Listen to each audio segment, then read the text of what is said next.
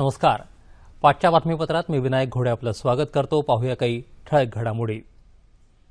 राज्यसभेत आज मातृत्व रजा विधेयक मंजूर करण्यात आलं. राज्यसभेत आज शैक्षणिक धोरणावरही चर्चा अपेक्षित आहे. उत्तर प्रदेशला निधी देण्याबाबत केंद्रावर उदासीनतेचा आरोप करत समाजवादी पार्टीच्या सदस्यांनी आज राज्यसभेत हौद्यात उतरून घोषणाबाजी केली. वारंवार शांत राहण्याचं आवाहन करूनही गोंधळ चालू राहिल्यामुळे सभापती हामिद अन्सारी यांनी सदनाचं कामकाज प्रथम 15 मिनिटांसाठी, नंतर 12 वाजेपर्यंत, त्यानंतर 12:30 पर्यंत आणि अखेरीला 2 वाजेपर्यंत तहकूब केलं होतं. लोकसभेत आज दलितांच्या प्रश्नावर चर्चा होण्याची शक्यता आहे. या मुद्द्यावर गृहमंत्री राजनाथ सिंह आज निवेदन सादर करणार आहेत. देशाच्या काही भागात दलितांवर होत असलेले अत्याचार ही लाजिरवाणी बाब असून हे अत्याचार रोखणं ही सरकारची प्राथमिकता आहे, असं माहिती आणि प्रसारण मंत्री व्यंकय्या नायडू यांनी म्हटलं आहे. दलितांच्या मुद्द्यावर राजकारण केलं जाऊ नये असंही त्यांनी पत्रकारांशी बोलताना स्पष्ट केलं. गेले वर्षभर नाशिक आणि त्र्यंबकेश्वर क्षेत्रात सुरू असलेल्या सिंहस्थ पर्वणीचा समारोप होतोय. आज रात्री 8:30 वाजता मुख्यमंत्री त्र्यंबकेश्वर इथल्या कुशावर्त तीर्थस्थानावर ध्वजावतरण करून सिंहस्थ कुंभमेळ्याचा समारोप करणार आहेत.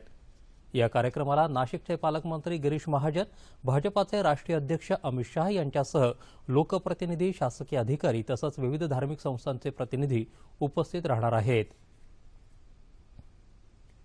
बहुरंगी मुंबई दर्शनासाठी महाराष्ट्र पर्यटन विकास महामंडळ आणि बेस्ट यांच्या वतीनं 15 वातानुकूलित गाड्या उपलब्ध करून दिल्या आहेत.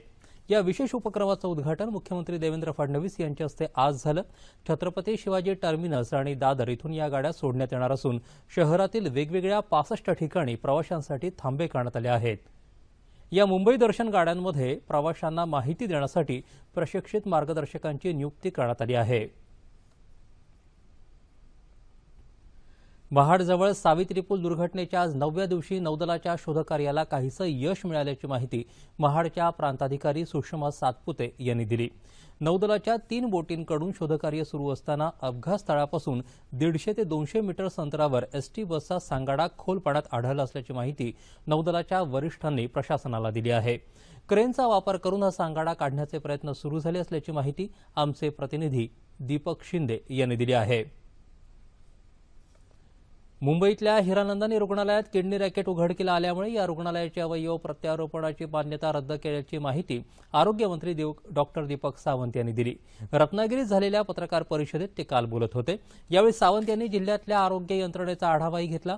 अवयव प्रत्यारोपण करणाऱ्या सर्वच रुग्णालयांची तपासणी आवश्यक असून त्याबाबत आपण आदेश देऊ असंही त्यांनी सांगितलं. खासगी वैद्यकीय महाविद्यालयातून पदवी घेतलेल्या एमबीबीएस विद्यार्थ्यांना शासकीय सेवेत सामावून घेण्याचा निर्णय शासनानं घेतला असून रिक्त पदही तातडीनं भरण्यात येतील. याबरोबरच रत्नागिरी आणि सिंधुदुर्ग जिल्ह्यांचा समावेश डोंगरी जिल्हे म्हणून करण्याबाबत आपण पाठपुरावा करणार असल्याचं सावंत यांनी यावेळी स्पष्ट केलं. नंदुरबार जिल्ह्यातल्या नवापूर तालुक्यामध्ये एसटी बस नदीच्या पुरामध्ये वाहून जाताना थोडक्यात बचावली.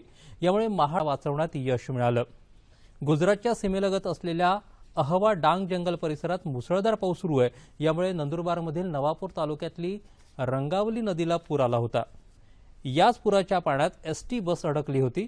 MH20BL 2610 या क्रमांकाची बस रंगावली नदीमध्ये वाहून जात होती. मात्र यावेळी प्रवाशांनी प्रचंड आरडाओरडा केला. तो ऐकून गावकरी मदतीला धावून आले.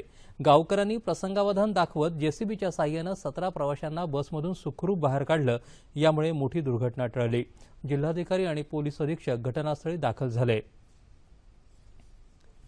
खादी आणि ग्रामोद्योग कर्मचाऱ्यांच्या विविध मागण्यांसाठी सध्या देशभरात उपोषण सुरू आहे. ऑगस्ट क्रांती दिवसाच्या पार्श्वभूमीवर कालपासून मुंबईतल्या विलेपार्ले इथंही कर्मचारी उपोषणाला बसले आहेत. खादी ग्रामोद्योग आयोगाच्या कायद्याअंतर्गत कर्मचाऱ्यांना नियमित करणं, काही कारणांमुळे जर ग्रामोद्योग बंद झाला असेल तर कर्मचाऱ्यांच्या भविष्यासाठी तरतूद करणं, केंद्र सरकारच्या योजना लागू करणं या आणि इतर मागण्या यावेळी करण्यात आल्या.